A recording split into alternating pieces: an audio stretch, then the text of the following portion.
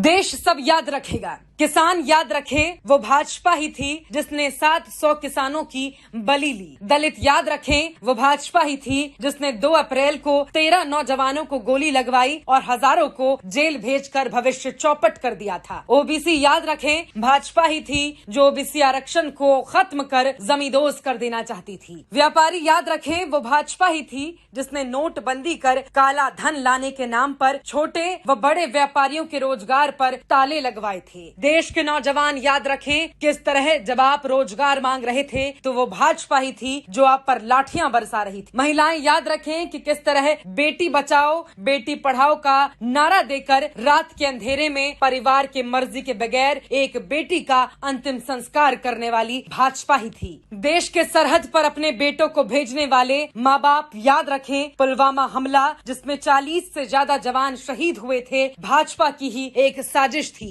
देश के लोग वो कोरोना का दौर भी याद रखें जब देश को अस्पतालों की जरूरत थी तो मंदिर बनवाए जा रहे थे। जब लोगों को दवाई चाहिए थी तब ताली और थाली बजवाने में भाजपा लगी हुई थी। देश को अडानी अंबानी जैसे पूंजीपतियों के हाथों में बेचकर देश के नौजवानों को बेरोजगार करने वाली भाजपा ही थी। जो भाजपा को वोट देगा वो अपने साथ साथ अपने बच्चे अपनों के भविष्य के साथ भी गद्दारी करने का काम करेगा। भाजपा भगाओ देश बचाओ।